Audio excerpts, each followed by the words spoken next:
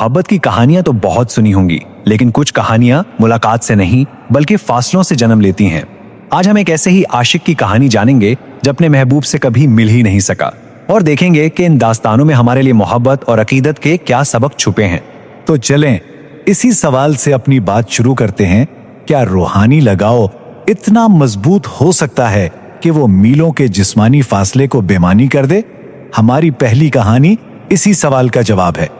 ہمارا پہلا پڑاؤ ہے مدینہ کی سرزمین، جہاں پیغمبر اسلام حضرت محمد صلی اللہ علیہ وسلم کو ہزاروں میل دور یمن کی سمت سے ایک بہت ہی غیر معمولی تعلق کا احساس ہو رہا تھا۔ ذرا تصور کریں، مسلسل 3 دن پیغمبر صلی اللہ علیہ وآلہ وسلم اپنی نماز کے بعد مشرق کی طرف یعنی یمن کی سمت منہ کر کے گہری سانس لے رہے ہیں۔ صحابہ کرام یہ سب دیکھ کر حیران ہیں کہ آخر اس سمت میں ایسا کیا ہے جو اللہ کے نبی کی توجہ کو اس طرح کھینچ رہا ہے۔ اور پھر آپ صلی اللہ علیہ وآلہ وسلم نے ان کے تجسس کو ختم کرتے ہوئے فرمایا، مجھے یمن سے رحمان کی خوشبو آتی ہے۔ یہ کوئی عام خوشبو نہیں تھی، یہ ایک گہرے روحانی تعلق کا احساس تھا، ایک ٹھنڈی ہوا کا جھونکا جو صحرا پار کر کے مدینہ پہنچ رہا تھا۔ تو سوال یہ ہے کہ یمن میں آخر وہ کون تھا جس کی محبت کی خوشبو صحراؤں کو عبور کر کے مدینے تک پہنچ رہی تھی؟ اس شخص کا نام تھا اویس قرنی، ایک ایسا عاشق جو اپنے محبوب نبی کے زمانے میں تو موجود تھا لیکن ان سے کبھی مل نہ سکا۔ حضرت اویس قرنی کی زندگی ایک امتحان تھی۔ ان کا دل تو چاہتا تھا کہ بس اڑ کر مدینہ پہنچ جائیں اور اپنے نبی صلی اللہ علیہ وآلہ وسلم کا دیدار کریں، لیکن ان کے قدموں کو ایک مقدس فرض نے روک رکھا تھا، اور وہ فرض تھا اپنی بوڑھی اور بیمار والدہ کی خدمت۔ آخر کار ماں نے بیٹے کی تڑپ دیکھ کر اجازت دے ہی دی، لیکن ایک شرط کے ساتھ، اگر نبی صلی اللہ علیہ وآلہ وسلم گھر پر ملیں تو ملاقات کر لینا، ورنہ فوراً واپس آ جانا۔ سوچئے، حضرت اویس قرنی نے سینکڑوں میل کا سفر کیا، لیکن جب وہ منزل پر پہنچے تو قسمت کا کھیل دیکھیے، نبی صلی اللہ علیہ وآلہ وسلم گھر پر موجود نہیں تھے۔ انہوں نے ایک لمحہ بھی انتظار نہیں کیا، ماں سے کیا ہوا وعدہ نبھانا تھا، اور وہ بھاری دل کے ساتھ اسی وقت یمن کے لیے واپس روانہ ہو گئے۔ جب وہ یمن واپس پہنچے اور اپنی والدہ کو بتایا کہ ملاقات نہیں ہو سکی، تو ماں نے بیٹے کی اس فرما برداری کو دیکھ کر اسے وہ دعا دی جو تاریخ میں امر ہو گئی۔ یہ صرف الفاظ نہیں تھے، یہ اس بات کی گواہی تھی کہ اس کی قربانی رائگاں نہیں جائے گی۔ اور دیکھیں، یہی تو اس کہانی کا اصل سبق ہے۔ سچا عشق اور حقیقی عقیدت جسمانی موجودگی کی محتاج نہیں ہوتی، آپ کا خلوص ہی آپ کے تعلق کی گہرائی کو طے کرتا ہے۔ اور اس روحانی تعلق کا سب سے حیران کن ثبوت یہ ہے کہ پیغمبر صلی اللہ علیہ وسلم نے اپنے صحابہ کو حضرت اویس کی وہ نشانیاں بتائیں جو کوئی اور جان ہی نہیں سکتا تھا۔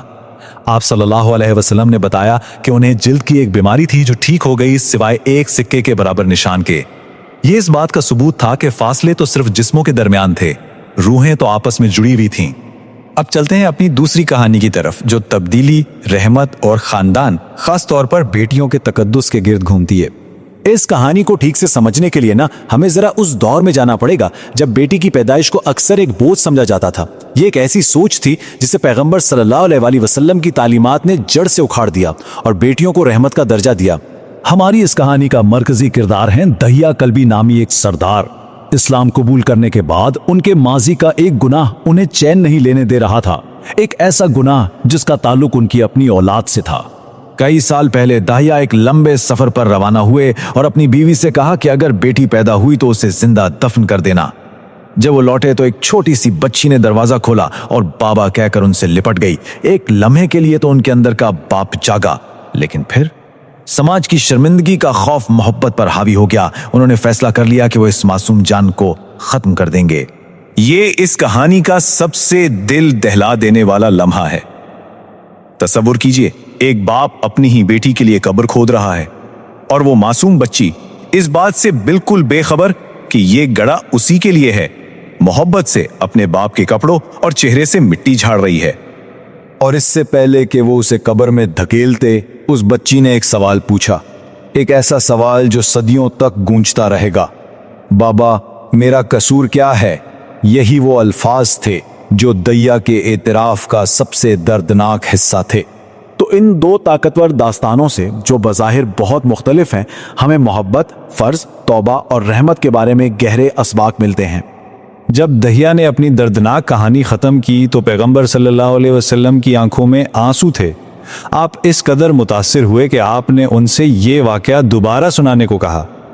ये इसलिए नहीं था कि आपने सुना नहीं था, बल्कि ताकि वहां मौजूद हर शख्स इस गुनाह की संगीनी और तौबा की अहमियत को अपने दिल में उतार ले। और फिर इसी तारीख माजी के जवाब में पैगंबर सल्लल्लाहु अलैहि वसल्लम ने वो रोशन तालीम दी जिसने मुआशरे की सोच को हमेशा के लिए बदल दिया। आपने अपनी 2 उंगलियां उठाकर फरमाया, जिसने 2 बेटियों की अच्छी परवरिश की वो जन्नत में मेरे इतना करीब होगा जितनी ये 2 उंगलियां हैं। तो आज के सफर के बाद हम अपने साथ क्या लेकर जा रहे हैं? पहली बात, हमने सीखा कि सच्ची अकीदत फासलों की नहीं, खुलूस की मोहताज है। दूसरी बात, हमने जाना कि वालिदैन की खिदमत का दर्जा कितना बुलंद है। तीसरी बात, हमने देखा कि बेटियां बोझ नहीं बल्कि अल्लाह की रहमत हैं। और सबसे बढ़कर ये कि सच्चे दिल से की गई तौबा गुनाहों के बड़े से बड़े पहाड़ को भी मिटा सकती है। तो आखिर में बस ये सोचिए, क्या चीज हमेशा बाकी रहती है? रेत पर बने कदमों के निशान जिन्हें एक लहर आकर मिटा देती है, या फिर अनदेखी मोहब्बत का वो अमल जो आसमानों पर हमेशा के लिए नक्श हो जाता है?